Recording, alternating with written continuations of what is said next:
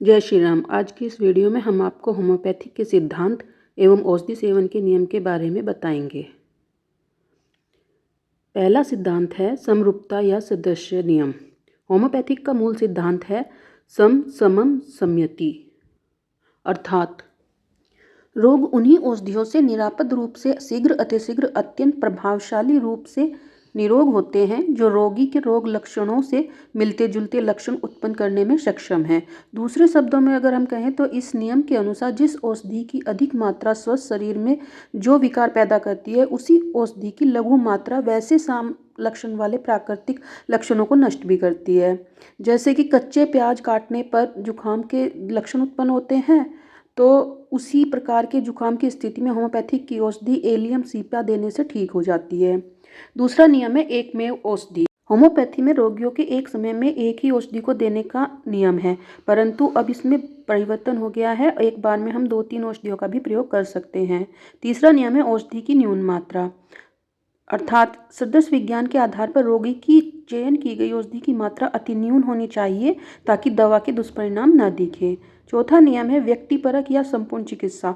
Homeopathic रोगों के नाम पर चिकित्सा नहीं करती है, वास्तव में यह रोग से ग्रसित व्यक्ति के मानसिक, भावात्मक तथा शारीरिक आदि सभी पहलुओं की चिकित्सा करती है। अस्थमा के 5 रोगियों की होम्योपैथिक में एक ही दवा से चिकित्सा नहीं की जाती। संपूर्ण लक्षण के आधार पर यह 5 रोगियों में अलग अलग औषधि निर्धारित की करती है। पांचवा है जीवन शक्ति। जीवन शक्ति शरीर को बाह्य रूप से आक्रमण करने वाले रोगों से बचाती है, परंतु रोग की अवस्था में जीवन शक्ति रोगग्रस्त हो जाती है और सहज विज्ञान के आधार पर चयन की गई औषधि इस जीवन शक्ति के विकार को नष्ट कर शरीर को रोग मुक्त करती है। छठा है रोग बीज। सभी पुराने रोगों के आधारभूत कारण सोरा, साइकोसिस और सिफिलिस होते हैं। इसको मियाज्म शब्द दिया गया है जिसका यूनानी अर्थ होता है प्रदूषित करना। सातवां है औषधि प्रमाणन। औषधि को चिकित्सा हेतु प्रयोग करने के लिए उसकी क्षमता का ज्ञान होना अत्यंत आवश्यक है।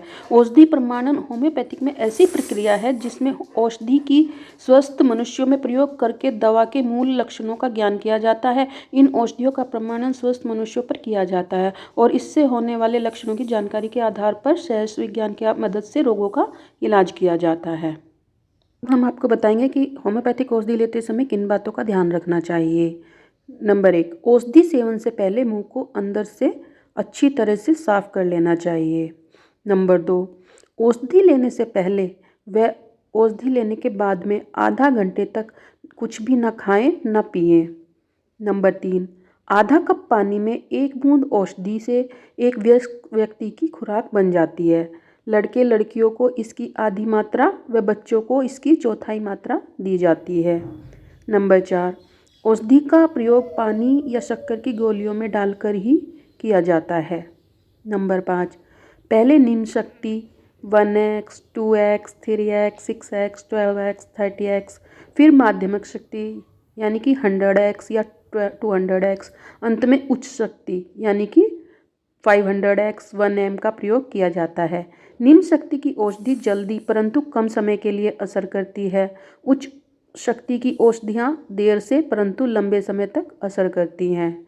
नंबर 6, प्याज, लहसुन, छोटी बड़ी इलायची, दालचीनी, लौंग, सौंफ, सौंठ, अदरक, मूली, कपूर, सिरका, खटाई, चटनी, अचार, पुदीना, हींग, खुशबूदार तेल, गंधक आदि चीज़ों का सेवन नहीं करना चाहिए।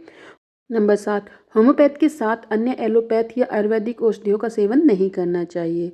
जानकारी अच्छी लगी हो तो वीडियो को अवश्य शेयर करें।